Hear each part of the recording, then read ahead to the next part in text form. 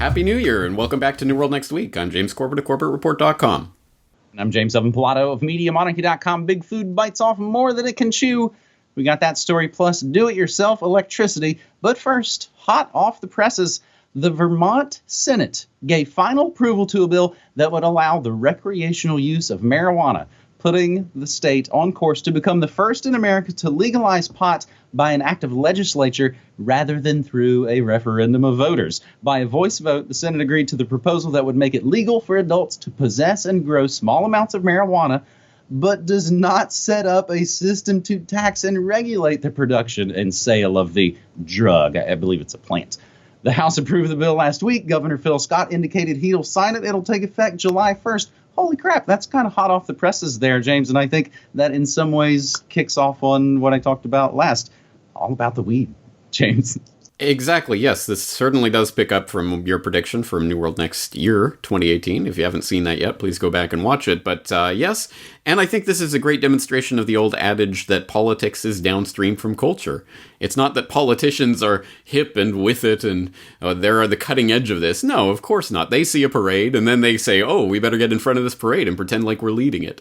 And that's how these things generally work. When the people want something, the politicians will pretend, oh, we were there all along. We're waving the flag. So this is actually quite perhaps a not unmitigated good news story, or as we might say, a good news story, because this is an example of the phenomenon. Regardless of whatever you think about legalization of marijuana, the point is that the people really do lead the way, and politicians, all they can do is pander and pretend to provide freedom at times when it's politically convenient for them to save their job at the next election. So I think this is a positive story, and I'm glad to see this. And let's just use this as another reminder. I know no one in the audience really needs to be reminded of this, but the use of marijuana or any other substance is not illegal, is not immoral because it is illegal, and it is not moral because it is legal. Nothing has changed. The only thing that has changed is the magic words on the magic parchment spoken by the magic politicians with their holy hexes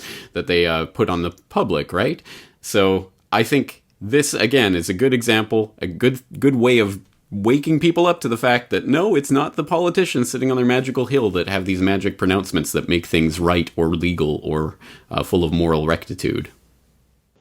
You know, you kind of remind me here, sidebar, of something I talked about on my morning shows. As far as, who are the trendsetters? People have probably seen these ridiculous fast food Belluminati commercials. It's this fast food company with the pyramids and taco and the secrets of the dollar menu.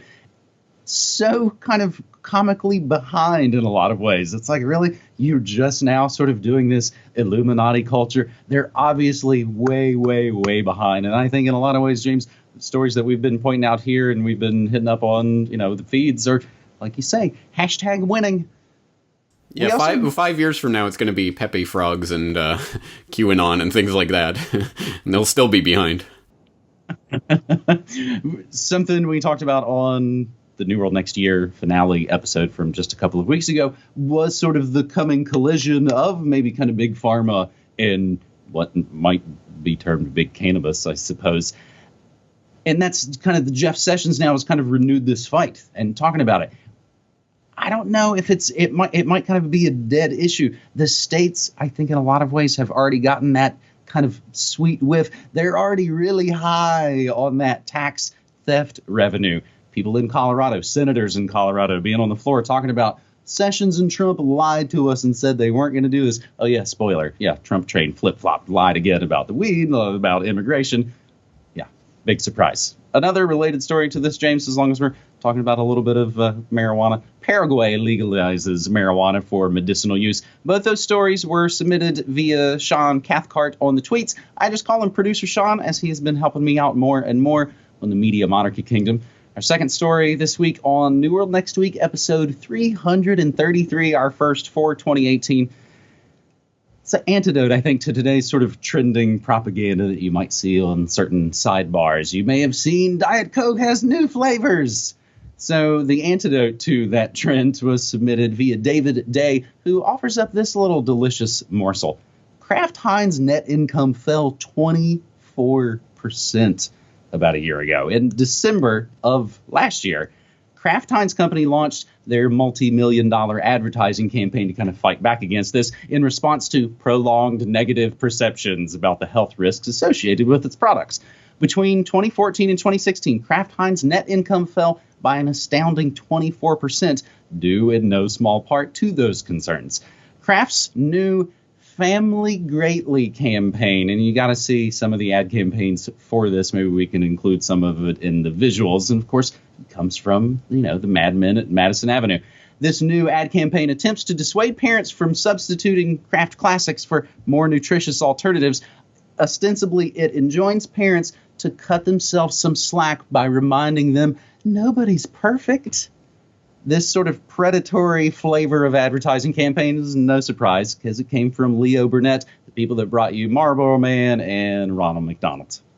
James, I think in a lot of ways I'm thinking of the food companies somewhat like the tech companies and other companies that once seemed so monolithic. Actually, again, on my morning show this morning, I always like to talk about this day in history. On this day in history, it's January 10th as I talk to you. It's the anniversary of the big AOL Time Warner merger, which, as we know, didn't really work out so well. James, just as you talk about, they don't really lead the way. They realized consumers don't want poison crap for the most part, and they are reacting big time. This is absolutely the point, yes. And you choose what goes in your mouth. You choose to buy these products or not to buy these products. And you ultimately support or don't support the chemical crap monstrosities they try to force feed the public with your own personal filthy fiat. You either vote for them or you don't every single day. That is the vote that you make that actually has makes a difference. And we've seen it before with bovine growth hormone. People don't want that in their milk. They stop putting it in the milk. People are against GMOs. They at least slap some labels on non-GMO and things like that. They're moving towards organic and things like that. And of course they play games and they play tricks with their labels and everything. But again, if people continue to put the pressure on, then they will continue having to force to adopt at that. And here's another example. Kraft Heinz plunging because people don't want their crap. And I think, it's almost brilliant, their marketing campaign, which is admitting it is crap and it is not good. And it's, you can't strive for perfection, guys. No one's perfect. You got to feed your family a bit of crap now and then. It really is the most brilliant way you could sell this crap, I guess. But it does go to show that it is crap and that people don't fundamentally know that it is wrong and they don't want it, and that's why it's plummeting, and will continue to plummet. And I just want to note that apparently the story we're linking to here is from a site, popularresistance.org, with this red socialist fist/rose motif going on, and the title here, Time to Confront Scourge of Capitalism in Food System. No, you silly misguided socialists. This is capitalism. You either choose to buy the crap or you choose to not buy the crap. And when you choose to not buy the crap in big enough numbers, those companies go out of business. There's no one with a gun to your head saying you have to eat Kraft Heinz food. No, that's the point. You choose to eat it or you choose not to eat it. And you have a personal responsibility in this. That's what a free society is about. And that's the way the free market should work. Linking and, of course, retweeting do not equal endorsements. Anyway, so James, there's been, I think, a ton of moves behind the scenes that we've seen sort of politically, a lot of sort of moves and shakes going on. I've been noting just as many kind of moves going on in the big food worlds and also in kind of the big entertainment and media kind of worlds. One of the interesting bits happening in big food is actually some of the powers that shouldn't be, like Nestle and Starbucks, are actually selling off. They are actually divesting some of these essentially kind of dying brands. Now, as long as you're talking about actual capitalism and, the choice of it, one of my favorite things now, James, it's one word that I hear sometimes. I forget the schedule, but I hear it outside. Tamales. Lady outside, tamales. She makes them herself. I walk outside with a little bit of cash. I give that to her. She gives me the tamales. We smile and we part ways, and it's fantastic. They're delicious, and That's pretty much essentially kind of how it's done. That's actual, real kind of DIY, do-it-yourself. I hope she's licensed by the municipal government and has a proper food vending license, and I hope she issues a proper receipt and pays all her taxes. We've got to get ink and paper involved in a simple food transaction. I believe that might be a Mitch Hedberg joke. Our third and final story on this New World Next Week episode, I think, goes to the CES blackout story that's trending today, where the lights went out at a big tech toy conference that's going on down in Sin City. This final story was submitted via longtime friend to Media Monarchy, Morgan Lesko, who will take us back to May of 2015, when Elon Musk unveiled Tesla's Powerwall, the battery that allows homeowners to store electricity either from the grid or from solar panels. The tech was alluring, but for many, the starting price of $3,000 was too steep. The battery could only store up to 10 kilowatt hours of electricity, or around a third of the amount the average American household consumes a day. The newer versions from Tesla can hold up to 14 kilowatt hours. For some alternative energy enthusiasts, and fortunately people who are into sharing all this information open source online, Musk's deal wasn't good enough. Instead of buying Tesla's Powerwall, they build their own DIY, do-it-yourself versions using recycled batteries for a fraction of the cost. Then they share it all online, swapping the knowledge with hobbyists all across the web. Almost all the hobbyists that Motherboard talked to, which this story originally comes from, the Popular Uprising, Motherboard's Vice, all the great sources here on New World Next Week, but ultimately it's about the ideas. Of all the people that Motherboard talked to, they all built rigs capable of storing way more energy than the Tesla walls. A French guy said his Powerwall can store 28 kilowatt hours, so much so he actually bought fancy new kitchen equipment just to kind of use up all the extra energy that he stores up in the summer times. James, you and I both believe are stuck for the time being in apartment living, so it's kind of tough to start hammering nails in the walls and start, I don't think my landlady will let me put up a bunch of solar panels and start building crazy things in the apartments. But I'm excited for a future where the sort of DIY homesteading has all been kind of laid out for us to start to build. Well, actually, I'm in a house now. We bought a house last year. But the point is, this story... but the point is, this story, again, is such a great example of people taking it into their own hands to not simply go along or, this Powerwall from Tesla is, it's the cutting edge, it's the be-all and end-all. No, Elon Musk is a scamster, and anyone who doesn't know about that, I wrote an editorial about this, about a number of things last year, but it was also about Elon Musk and his scamming of serial scamming of the public via government handouts.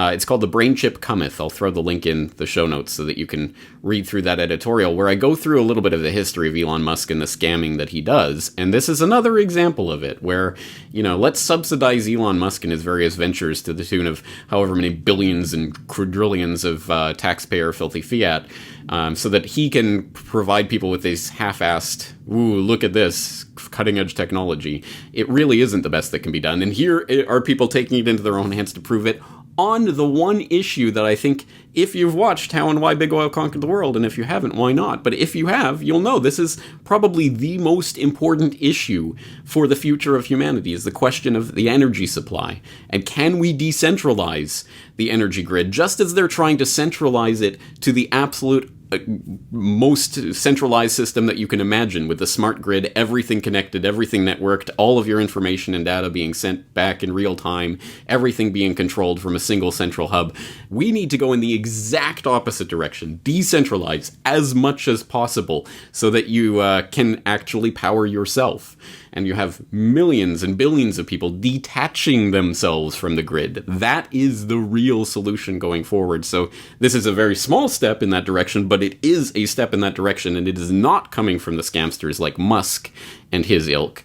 It is coming from people taking it into their own hands to do it for themselves. So this is really, I think, a message for the people in the New World Next Week audience who have skills in whatever field. I don't know. I mean, there's a million different fields out there. in your field, how can you be applying these ideas to decentralize, to get off the grid, to help other people get off the grid? Those are the ideas that are going to make a difference in the future. So my hat's off to the people who are doing this and building their own power walls. Well, and hats off to you, James. Guess what we just did there? We snuck an all good news episode by everybody there for our first new episode of 2018. If they would like more good news, I have my own latest episode of the sort of all good news spinoff from this series, Good News Next Week. It's published over on bitshoot.com/Media Monarchy, ringing in the new year with some joy to the weed, going more into the California and other kind of cannabis stories around the U.S. The Carlyle Group's Dunkin' Donuts drops the bad ingredients, and DIY Internet keeps growing and decentralizing. A story about peer-to-peer internet hosted on our own servers. That's another story by our good buddy Morgan Lesko. So, James, we're using Minds. We're using Steemit. We're using other sites. I think that's the other way we're trying to maybe up our game in 2018. We don't have to be stuck with all the same, just like we don't have to be stuck with Arrowhead, Nestle water, and garbage Taco Bell food. We don't have to be stuck with garbage internet. So hopefully people will resonate with this message and support our work. You and I have been independent, non-commercial alternative media for over a decade each, and we can only do it with people's support. James. That's it. Well, beautiful way to start the year. Thank you for 3 good news stories, and let's keep documenting whatever happens this year. I'll be looking forward to it again next week. James, thanks for your time. All right, man. Take care.